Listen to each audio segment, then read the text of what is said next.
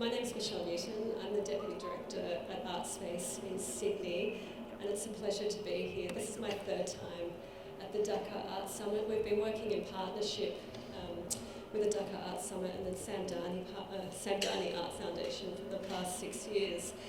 And in the first year, in 2018, we supported a co-commission with Ramesh Mario Nithyendran. In 2020, with Taloy Havini, and this year with Daniel Boyd, who joins me on the panel as well. And if I can introduce my fellow speakers, Munem, Wasif, Bhasha, Chakrabarti, Hana, Miletic, and Kamruzzaman Shadhin, who's given me permission to call him Shadhin. I appreciate it. Yeah. And we're here to talk about climate change and artistic process. And if I can just firstly acknowledge the title Hana, which I know has been spoken about in a number of public programs. It's literally can we turn the sound up for some? I'm going to try to close the door. Oh, okay. Everyone else can hear me?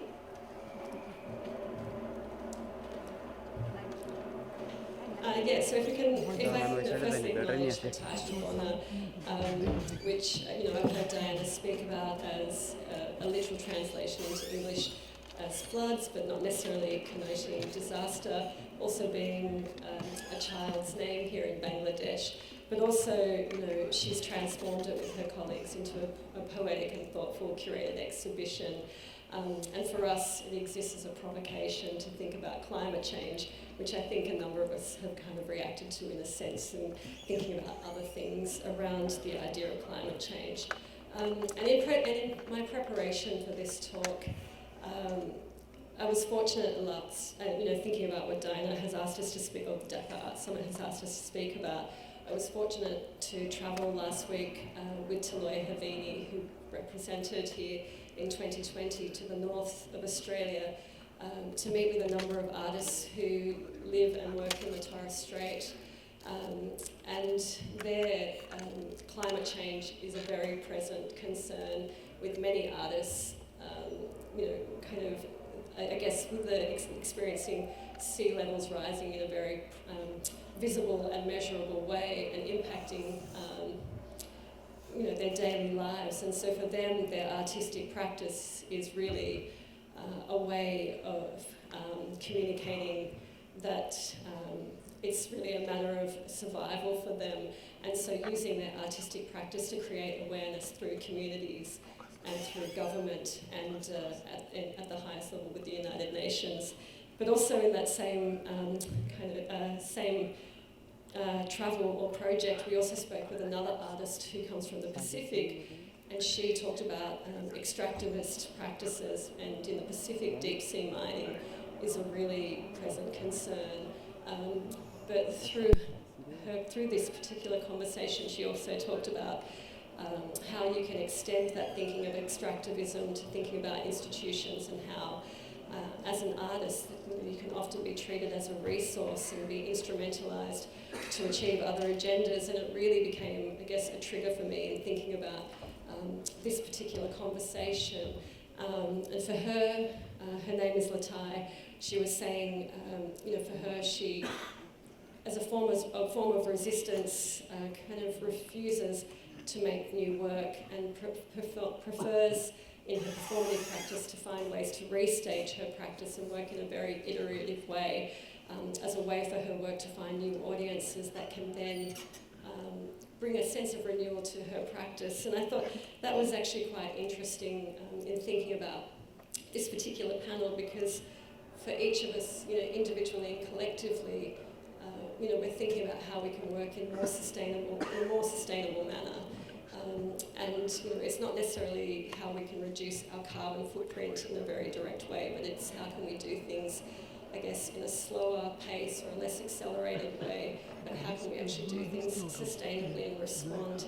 And so if I can open up to you all, because coming back to the exhibition, Hana, in each of your practices, what I do see is a very subtle and layered approach to thinking, not so much about climate change, but thinking about the environment and the kind of, I guess not so much smaller but more subtle gestures you can take in thinking about whether it's a philosophical or a material or a conceptual approach to kind of addressing these questions and articulating new ideas through your practice. So Munem, if I can perhaps start with you. And the first question really, is how does climate change or the current state of the environment really influence your work and how it's produced today? Yeah, thank you, Michelle. Thanks to Dhaka and everyone to create such a wonderful platform to speak about many things. I think climate change is something very complex for us, especially living in a place like Bangladesh, because we have grown up with this idea of bonna, flood, and cyclones, which happens again and again in different forms. And because I have worked in the in different parts of Bangladesh for quite a long time, and if you talk with the farmers, fishermen, and people who really work in the fields, this whole terminology of climate change is very foreign. And when you translate this into Bengali, which becomes Jalawayu Poriborton, it becomes such a formal Bangla that very rarely you will see that people understand what you are talking about. So I'm also interested in this rhetoric and how it is used in public domain and how it is used particularly in development framework and to raise funds, to do different projects, but not to really connect with the people who are really suffering for decades in various frameworks. And specific to my work, I was actually very concerned with this idea of land and how we define land in terms of with the idea of development and with the idea of ecology. And in a country like Bangladesh, which is rapidly growing economy, you see these massive development projects in different places. And right now there is a huge power plant is built in Sundarbans, which is one of the most largest mangrove forest. And also this Sundarbans also protect us whenever there is a huge cyclone. First actually hits the forest and then comes to the land. And because that forest exists, it automatically slows down any kind of wind that coming to this part of Bengal. But now with the construction of this power plant and the forest will be highly impacted, we don't know what will happen. So I think as much as we want to talk about the effect of climate change, we also have to talk about the kind of idea of development we have in our part of the world and how it's affecting the climate and how it's affecting the people, because it's highly related. I think this whole idea of a modern world, the whole idea of a world which is based on consumption of capital is also linked with the idea of empire, and it's also linked with how we can think about a world which is also beyond human beings. I have done a long-term projects on seeds and the sovereignty of the seeds. And I've collaborated with an organization called Noya Krishi and Unik, who works with farmers all over Bangladesh and working to preserve all the local variety of seeds. And while I was working there, I realized that while they farm anything, they also think about how it affects the other being and non-beings around them. So it can be a plant, it can be a insect, it can be an animal, it can be just the wind. So it's not only about us who are speaking here, it's also about things we see and don't see. I will say that I'm a bit critical and skeptic about the literal use of the word climate change. And I think we have to really listen to the world we are living in, and especially after pandemic, how we would like to respond to the world we are living in. I think that's a really important point, that it's climate change is a global reality for us all, but it does, it has to be acknowledged that it impacts different regions and communities in different ways, and the way we respond. I'm from Sydney, is very different to even the artists I was speaking about who are based in the Torres Strait or in the Pacific or in Bangladesh. And Bhasha, if I can hand to you, if you can talk about obviously how it's influenced your work that you've made, in particular the work here at the Dhaka Art Centre. Yeah, complete agreement with what Munem was saying. I think a lot of the terminology around climate change or sustainability can seem to imply that these are, or sustainable practices can imply that it's a new thing, when in fact what we've done to the climate is a new thing.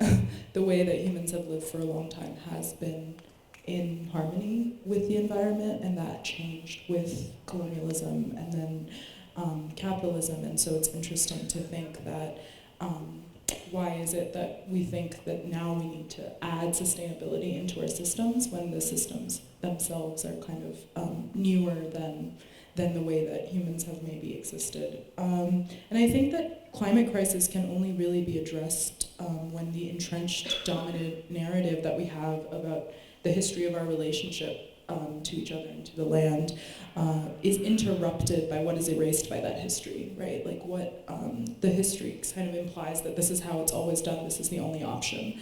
And I'm particularly looking in my work at values of the domestic and private realm, and the kind of focusing on the divide between public and private.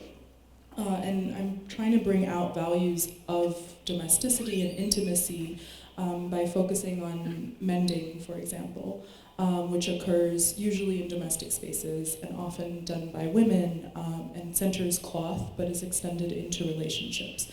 And in my practice, the relationships I'm often thinking about is the kind of hyper-separation between humans and nature that's happened, but also one human group to another, because as you were saying, I think climate crisis is really entangled with differential human suffering, and so the idea that everyone has a separate concern now. And so, yeah, in terms of the work here particularly, I think a lot about material in the work, not just as something to make something out of, but what does the stories that the materials themselves hold. So I did an extended project on indigo. I've been thinking about the histories that the material of indigo itself holds, and the connection between indigo plantations in the American South and indigo plantations in colonial Bengal, and how the desire to control and cultivate nature, in that case the indigo plant, is really tied up with human oppression, systems of slavery and plantation labor, and how there is a big connection there, which very few people kind of think about American South and Bengal. And in my work, so the material themselves holds a lot of the history and the concept of the work. I'm not illustrating something with the material, but I'm using the material itself to tell the story that the material holds. So in the work downstairs, I'm really thinking about jute and the way in which jute is used to wrap constructions all across South Asia in a really functional way to kind of help in the curing of concrete. But what does it mean to kind of make it a decorative structure? Because I think the divide between the functional and the decorative is a really dubious one, and it's one that can also be paralleled kind of between the divide of what's necessary and what's excess, which is this ties back to the kind of terminology of bonno, the etymology of it coming from the word bonno, which means excess, and is often, it means excess, it means wild, it means untamable, which are also words that are tied to women and their sexuality. So what are the ways in which, we're deciding what is enough and what's too much? And I think South Asian aesthetics has always considered the decorative and the functional to be kind of a moving space, a softer space, maybe than what that hall of columns that I was given to show in. And so yeah, those are a lot of the things I was thinking about with the jute, the saris, and materially I really tried to make sure that everything was sourced here and have a plan to integrate it all back into the market or into the specific sources that it came from. So everything is kind of being returned. Nothing was shipped for the installation, and everything is kind of going to go back to where it came from, I hope. So does that mean if you were to remake the work, it would be site-specific, in the next sort of destination? Yeah, I think this is not a work to be remade, not this particular one. It's very much about this place and this space and what I found here and the story of that particular area. Yeah. And Hana, similarly, you're working with textiles with these notions of care and repair. And do you want to expand on your process and methodology as well, and how that's something that you think about in terms of that broader question around kind of working sustainably, with like ethics and care in mind? What I do, or like how my practice works, let's say, is like I'm very much interested in transformations and repairs in public space to try to understand how cities change and transform and what it means for the communities in these cities. And then I photograph the repairs, and I use my photographs as drafts at the loom, and I reproduce the pieces of tape or plastic or cardboard that were holding a piece of infrastructure or architecture together while it transitions or before it dies. I translate that into textiles by weaving these materials. Actually, we decided to include in the slideshow the reference images while the textile works themselves you can see in the exhibition. And for the works that are here, it's a kind of more specific, they come from a more specific context, let's say. They're photographs that I made after the flood in Rijeka, which is a town in the north coast of Croatia, where I'm from. I was working there on an exhibition, and the neighborhood of the museum flooded. So I went around the next morning and photographed kind of the ingenious quick fixes that as well the city authorities as citizens had done to keep things together. So the repairs that I found in front of a hospital, in front of a student's restaurant, in front of the train station, and also in front of the museum, which make up this quarter or neighborhood, which is called Potok, which means pond. So what was interesting about, or interesting, kind of tragically interesting about that particular flood is that, yes, this neighborhood has not flooded for very, very many years, so it's definitely a result of climate change, of rising sea levels and excessive rain. But at the same time, the neighborhood has the name Potok, which means pond. So it was also almost like a kind of gesture or way of water reclaiming space from the built environment. Or that's kind of how I also understood the situation. And so the works on view here are based on repairs from Rijeka. Now when I'm speaking, I also realize that Rijeka, the name of the city itself, means river, so that's also quite symbolic, I would say.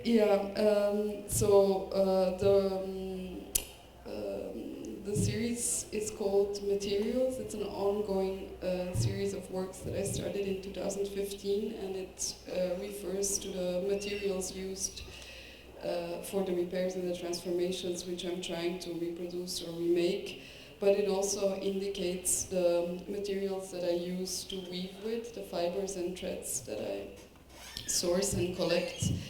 And there I try and I attempt to work in as fair and non-harmful ways as I can, but that's a process that also keeps failing, and it's troubled, but it's also a way to study and to at least try to to live and work in better ways. Yeah. And in kind of my preparation, I read the interview between you and Diana in Ocular, and you talked about multi-species collaboration, and I really loved this idea, as kind of a way of working. Can you talk a little bit more about that? Sure. As a way of working? Yeah, I mean, I think for me weaving is also very much like a way to try to honor all the workers involved. So that would be the textile workers, but that would also be the plants, the animals, and the insects that actually give you the stuff to work with. And yeah, I come from a country where a lot of things, I was originally born in Yugoslavia, that country doesn't exist anymore. It kind of fell apart on ethnic disputes or grounds, so parts of it had actually quite similar history to Bangladesh. So yeah, there was a lot of handwork done in my family, and my maternal great-grandmother, she was a weaver, something I only discovered many, many years later while I was weaving myself. It was kind of a story that got lost through migration and war, and I always thought like she was my teacher, but I actually think the spider is the first weaver, and the lineage comes from there, and that's how I also want to try to understand I guess what I'm trying to do in this kind of relation with the spider showing you the web, and then humans learning from that, and my maternal great-grandmother at one point also kind of transmitting that, and then I have then now the privilege to weave as well. Because you were talking about the silk and the worms and how they're boiled down, and how you're introducing different, I guess, materials to kind of create these hybrid, I guess, like threads and materials, and I really loved that idea of how it was already happening historically in, I guess, around the area in London where you were researching, but you were kind of you were actually replicating this as part of the method, as well as, again, just working in non-harmful ways. And also trying to find ways to kind of ground the works as well. I think that's also somehow important whenever you also go somewhere and you're not from there, just trying to understand where the fibers come from and what does that mean. And Dan, I guess for you, there is an image in the slide carousel where Dan has worked in collaboration with David Ajay, who is a Ghanaian British architect, and it's this image here actually. It's in Sydney. It's a public artwork, and it's very much an extension or a translation of the work that you see here at the Dhaka Art Summit as well. Do you want to talk about your work and, in particular, your collaboration with David? Yeah, I guess if you can think about the kind of the surface or the threshold, it's made up of, well, I call them kind of lenses. In this instance, they're oculi. But basically, the work is about an accumulation of ways of seeing. So it's about an equity of perception. So using the kind of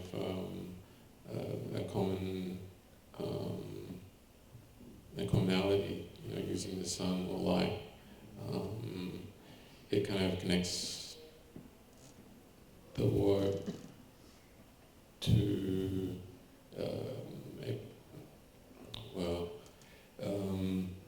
and if we think of the oculi or the circle as like a thing where at the center of it, it's like particles or atoms, they have an equal distance from the center. And this kind of like language is trying to challenge this kind of apex or top-down thing, because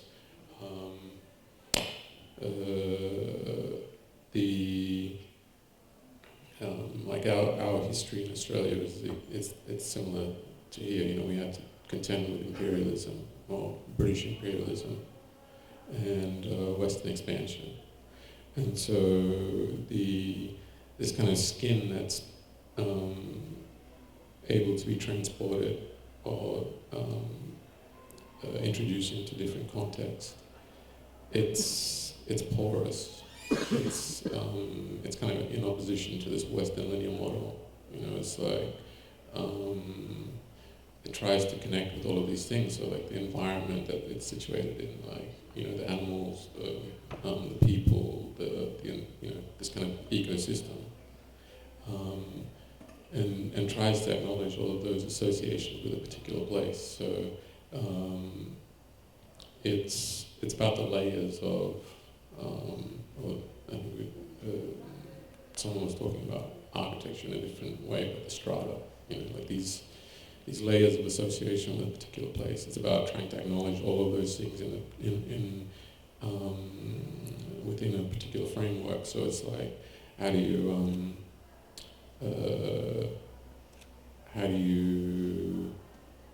yeah, so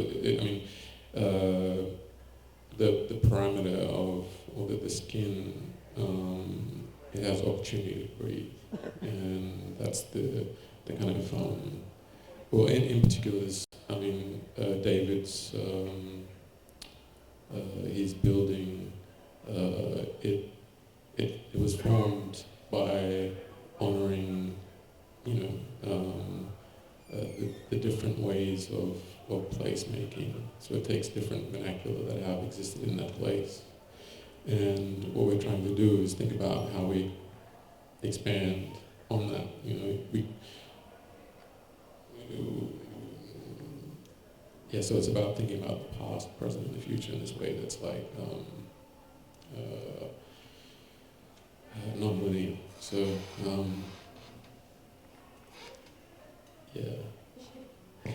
what else can I say about it? And also, I think, you know,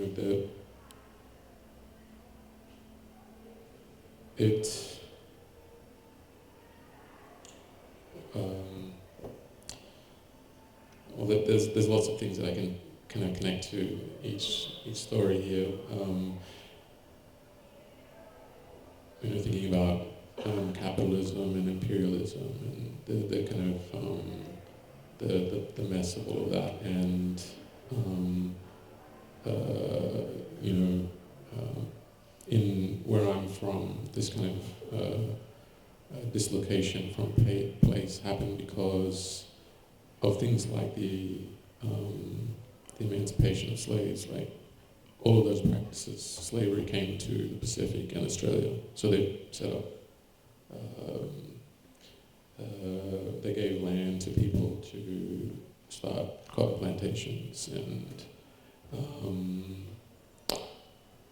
to graze sheep. So these conflicts and this kind of understanding of a sense of responsibility to place, they were shifted in that moment. And so I think it's important to go back to those local, very accumulated relationships to a particular place, because there's an acute understanding of those traditions that are passed down. They need to be understood in a way that it can then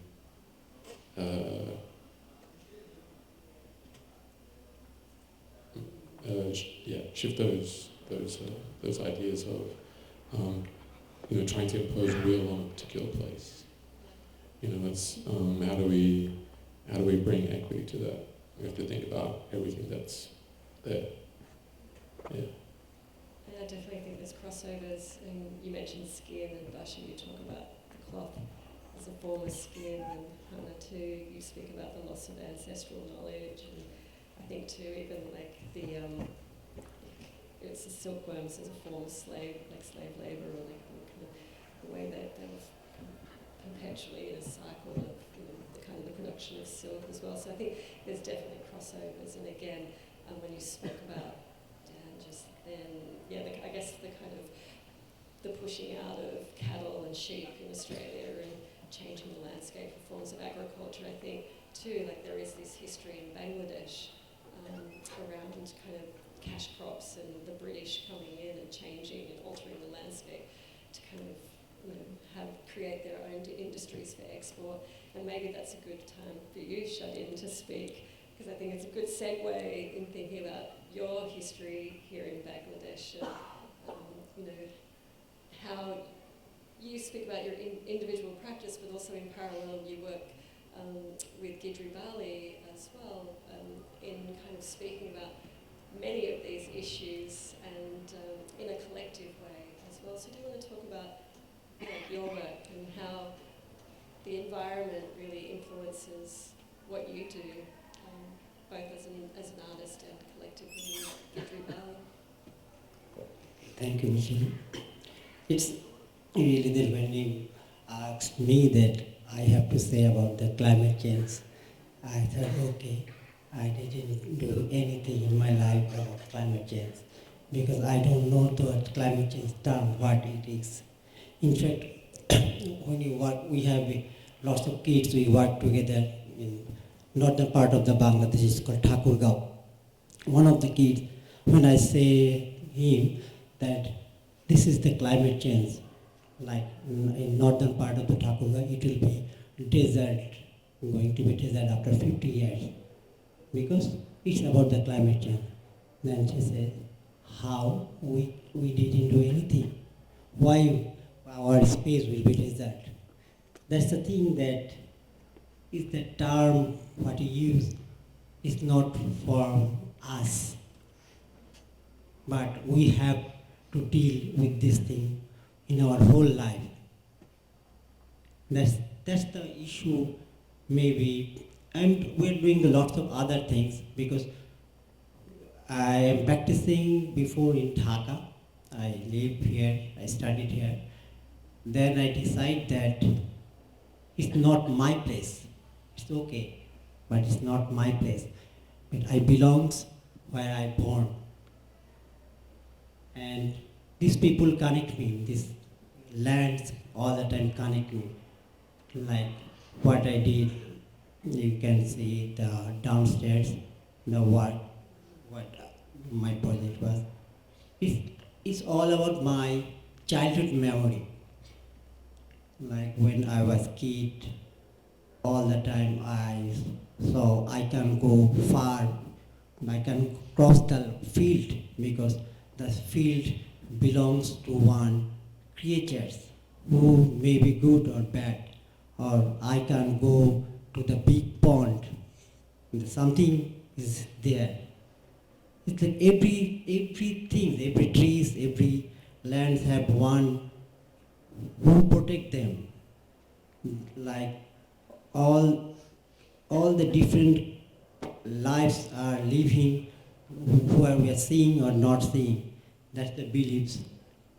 It belongs. But you can find this, what you say, that during the colonial time, we just cut everything, what we believe, what we practice. It came new era, like industrial things. And we have to minimize our that we can't produce what we produced before, rice or something. We have to produce jute. We have to produce what they want. And they just make a one big rail line towards to Kolkata to Assam. They call it a revolution. They gave us the big things, the railway. Okay, it's good. But what they do, they don't know about the geographical character in our country, in our land. Because we find that the southern part of the Bangladesh is a lowland, and northern part of the Bangladesh is high and also plain. Is that if the water came, we call it sudden flood. That because the Himalaya is just not too far from our places. When the rain came from that part, is suddenly from within 3 hours, the water will came the whole areas, and it after 2 or 3 years it going back anywhere. You can't find water. But when they built the rail line, they made for one good dam on both sides, like a higher one. What's happened next, that when the flush water came, they can't go anywhere. And also they bring seal, what you call seal, and it grows like 200 years, goes like a maybe 2 feet, 20 feet or 30 feet or 10 feet, whatever.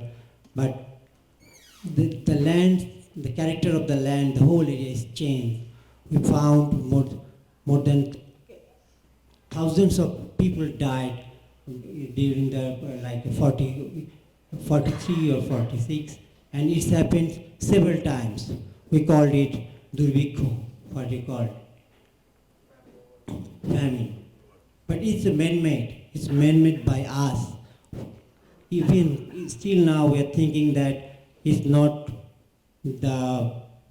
it's happened by the God, not us, but it's happening. That's all the time it's triggered me, and when I'm working with the community, with the field, and that's triggered me that, like we have before the 6 seasons, we call 6 seasons we have. Now we hardly found 3 seasons in our whole country. I don't know about the India, maybe same. Like winter and what you call rainy season and summer. That's the thing. And we have different kind of crops in our area. It needs the water at the right time, but it changes. Like when we want water, there is no water. When we want like winter time, we want this what you call fog or something. It's never happened there. It's changed everything. That's the really disaster what happened in our northern part. But we can't recognize it. Why? And every time you find that the water level is decreasing. Before, like you may take one tube well, it's maybe 14 feet is better. Now we need 100, 150 feet down, and you can't find the water. And also the development things is good, because they introduced, we called it Barendro. This came from like you have to collect the whole water in the deep water. Then it grows crops very well in the winter season. But what happened next? The whole land, like whole ponds, all over the northern part. Still now it's the winter time, they have no water. You can't find water there because the water level is too low. That's why we are trying to say that maybe after 40 years we don't know what happened in that part. All the things I'm trying to connect in my work, and we are working with this community, with our community. And also I'm going sometimes to Sundarbans, is the southern part of the country. It's totally different. What we did yesterday, we took two parallel groups, one from the southern part, from like Sundarban, one from the northern part. These 2 groups of kids, they just shifted the both places. They spent some time and then trying to realize what the climate change is, what the different land is. That because the most main point is the both side is water. in the Sundarban, like southern part, they have lots of water, but it's salty water. But in northern part, we don't have that kind of water. Then how can we manage these things? That's the issue we are trying to figure out here, and we want to just trying to see, focus us, not about the term. Don't say about let's do something climate change. Focus what the point is, what we need. That's we are trying to figure out. Thank you. And can I ask, the work that you do with Gidri Bali, is it, because it's such a practice that engages the entire community, and obviously the kids in your community too, do you feel that the work you're doing is reaching kind of broad, outside of the place where you live? Do people have a sense of the work and what you're trying to communicate in what's happening in your region through the work that you do with them?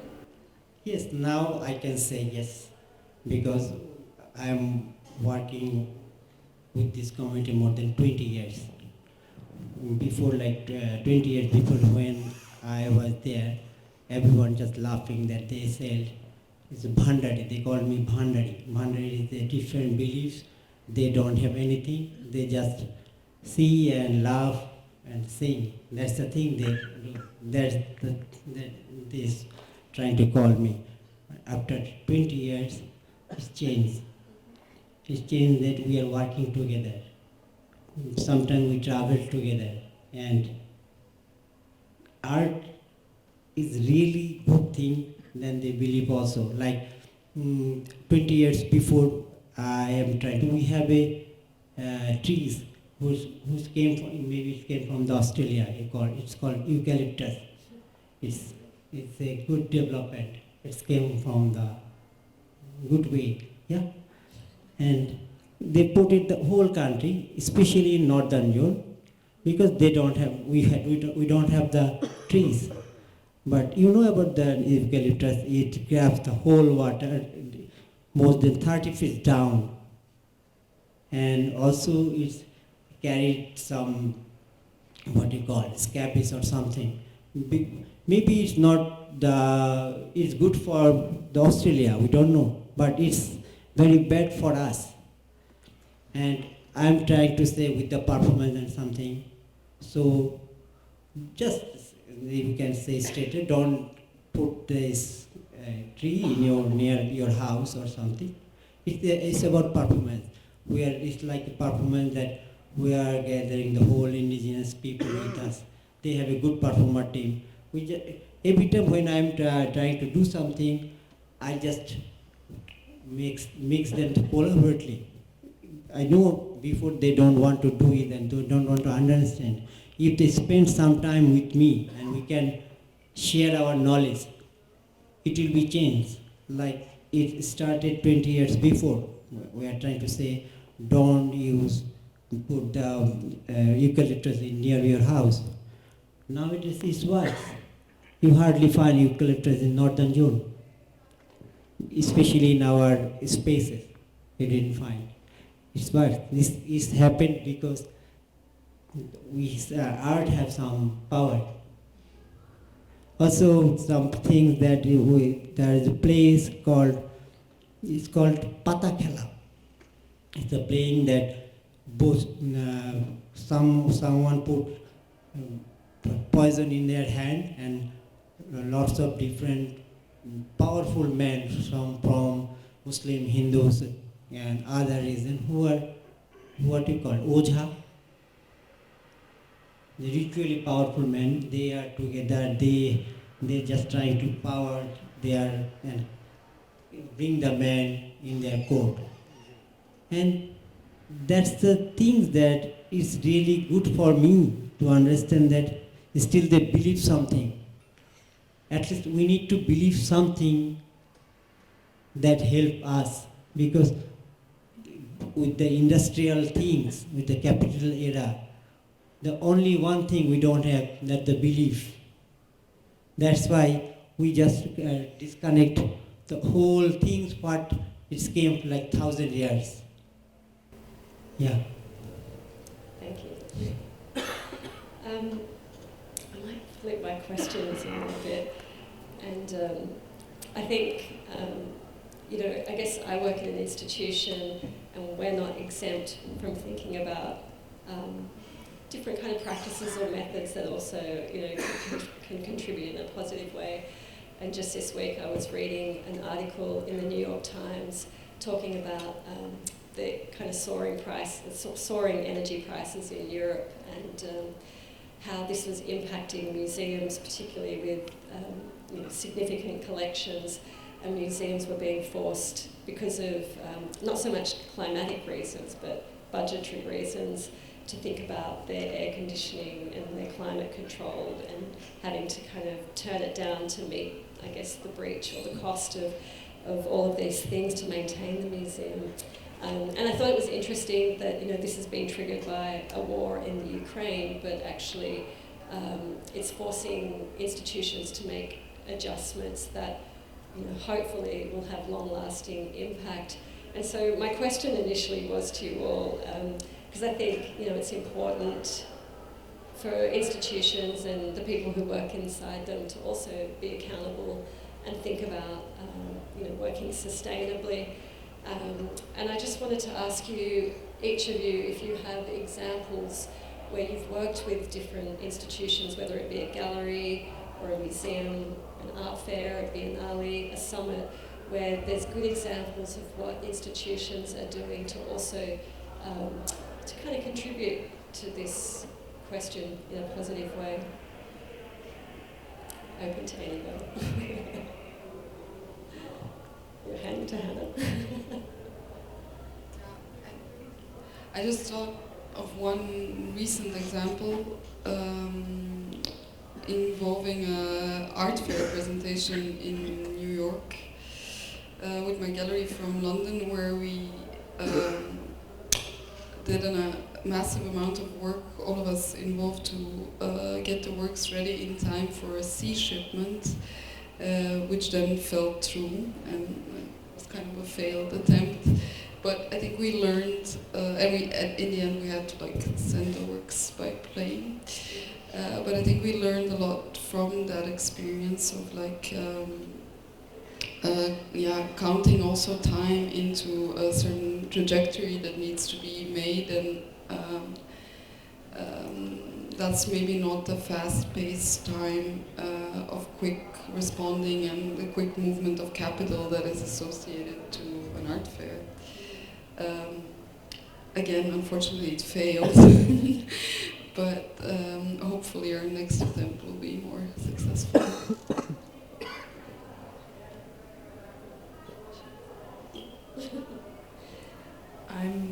I'm like, this is my first time showing a work at any sort of public forum outside of the gallery spaces, so I'm the least qualified to answer this question.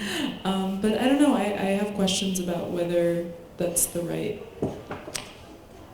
laying sustainable practices onto an inherently unsustainable system is sort of a losing battle. I'm not sure if art institutions are the spaces that can ever, especially the way they're conceived of right now, can ever be people that are leading the efforts in climate change or sustainability. I think that's a fair point. We're often at the forefront of ideas, but really slow to adapt and work with solutions. And for many reasons, where I work, it's a contemporary art space. All our resourcing goes into programming and rent and other kind of dry administrative things. So for us, it's very small adaptations. And I once interviewed our production manager, and we asked this question as part of thinking about broader operational and production questions. And in his interview, his proposed solution was to give us a really crappy old printer to stop us printing, because in our team we print everything in colour to kind of map out exhibitions and planning, I thought, wow, that's a really kind of great passive-aggressive kind of strategy to kind of keep us from overprinting. But Munem, what about you? You've worked with a range of organisations. I mean, I will rephrase my answer in a different way. I think, at least in my life, I think I have spent more time with the people I have worked with and the production and the process of the work rather than working with art institutions. I think art institutions comes at the very end, and when you live in a country like Bangladesh, it's a very difficult and absurd question because most of the thing works mostly by artist-run spaces, and of course you have summit or other big events, but it happens only 2 years. But the sustainability and the ecology of the art infrastructure is also very fragile in a not a bad way.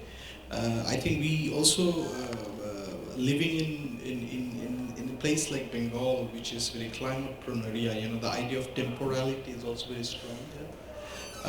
And I think as a human being, who have gone through a pandemic, especially anyone who lives in India, Bangladesh, or in different places where people really suffered, you also realize that sometimes things that you don't see can be more powerful. Even it can be a minute bacteria. And this whole idea of, especially in biennales, to have these monumental structures and shipments and flights and crates, it's sometimes it can also feel absurd.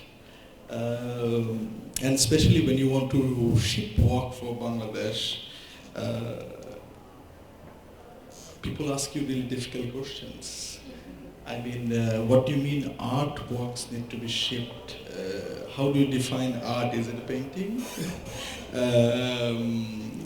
But I mean, where I want to go, I have two significant experiences in my life regarding working with people and specifically in climate-prone zones. One, I have worked in the Sundarban area, working with the idea of how salinity was rising, not because of climate change, of course a little bit with climate change, but mostly with very aggressive industrial shrimp farming that we all love to eat. And that destroyed the whole ecology of the land because there is no source of water people can drink because everything you have like salt water.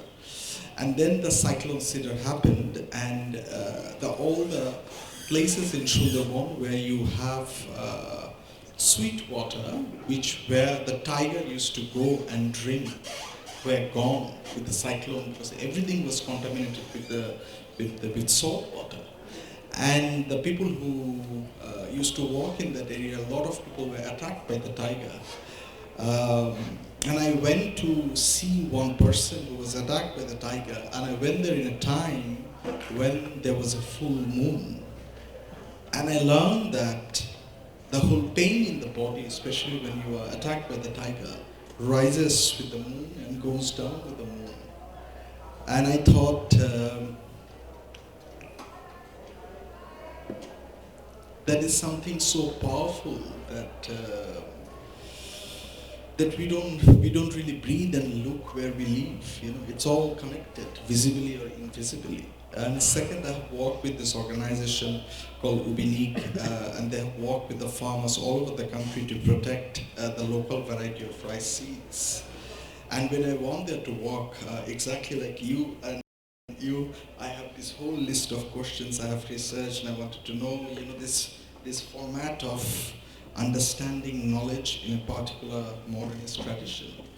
And I have these questions for the farmers, and they looked at me and they said, why you are asking so difficult questions in their own way? And I was embarrassed. And then they said, why don't you open your shoe, put your feet on the ground, be a little dirty, and spend some time with us? And I think that was the most harshest and philosophical critique I have ever received for my work, where someone has completely shifted the terrain, that how we understand the world we live in from them is through experience. And I think my life and my work is shaped by this experience rather than working with institutions who deals with contemporary art or modernist art or ancient art. Yeah. I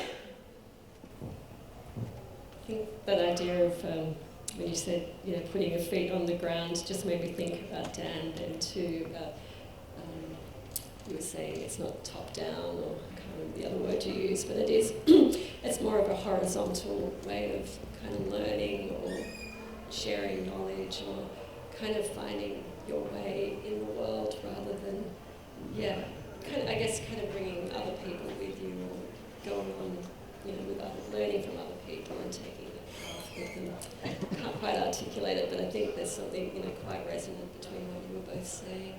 You're going to add something, Dan? No, you just took the mic.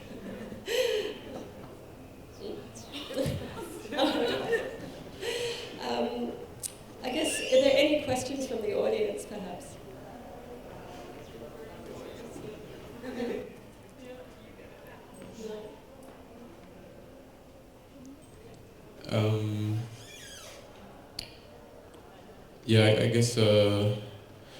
I guess connecting to place or understanding your responsibility for a place has kind of been lost in a way, and I think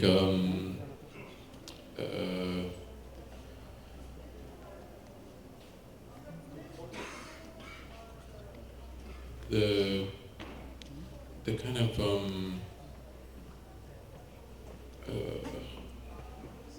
we have a, like where I'm from in Australia, we have this this pine tree. It's called a bunya, and it's from a particular place around Brisbane area, and before the settler colony, there was a gathering of all these groups from like hundreds of kilometers, and they would come to meet in this one particular place. And the bunya has this nut, and it's about the size of a human head, and the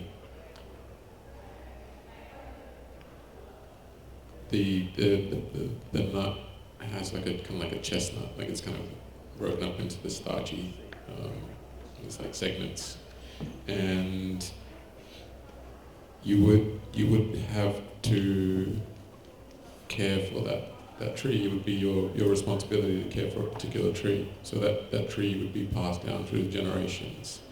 And when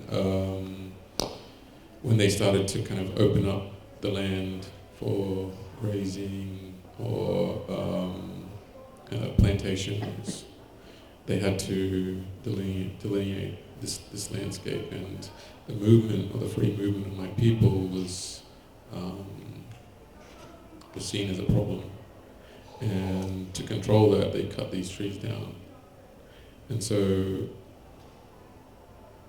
this sense of community or gathering and responsibility, it was,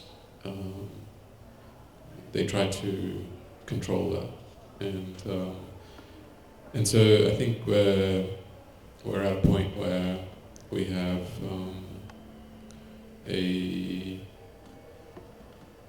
renewed sense of responsibility for that again. I mean, it was always there, but the dismantling of the, separating and dislocating people from place is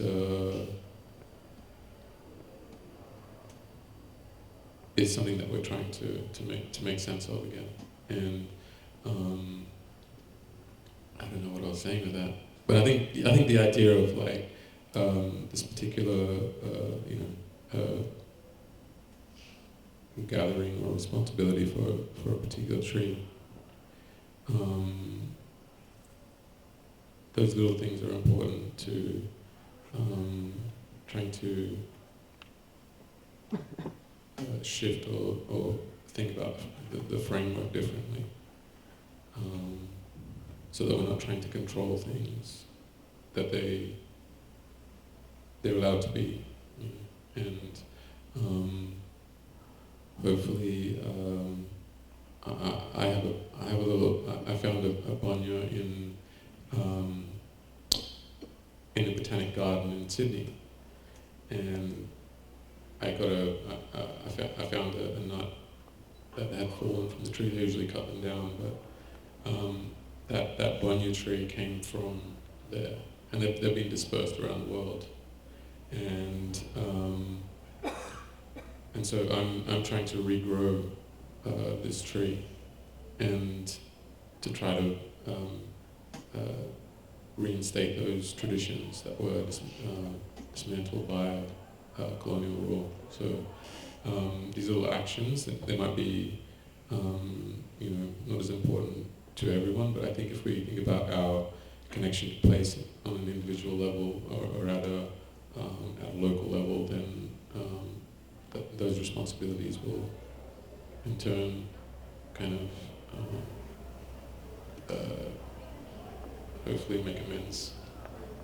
And I think that's probably a good place to kind of wrap up our conversation, because in everything you've all been talking about, it's clear that like land, place, and the environment really, like thinking about these ideas underpin each of your work.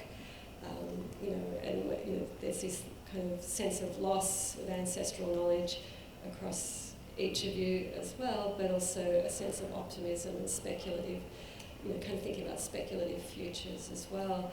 And whilst you were speaking, Dan, I think I was like, wow, okay, like this is actually the answer to the question that I've just asked you then, you all then, about, you know, the responsibility of the institution, because I do think, you know, myself as a curator and, you know, working with an institution, we truly aren't exempt from these questions, and we need to be thinking about it. And to your point, Bhasha, you know, like a lot of these kind of direct actions are potentially unsustainable, like where I work is an old building, you just can't control anything. You know, the roof used to leak, we have no aircon, it's like all of these things. It's a really old building that we're constantly trying to repair.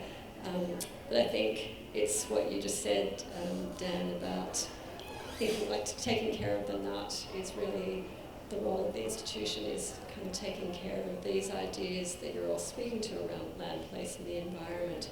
And our role as an institution is to find ways to kind of reframe the stories or the ideas or the narratives that you're each speaking about as a way to communicate. And, you know, I think I know these answers, like I know what the role of the institution is, and kind of posing these questions and listening to you all, I was like, oh, that's actually our role, is to, again, to really amplify artists' voices who are dealing or experiencing with, you know, these issues in a very different way, in a different context, and our role is to kind of share the stories. So I think if we end on that note, I thank you all for joining me today. And we can give them a roll.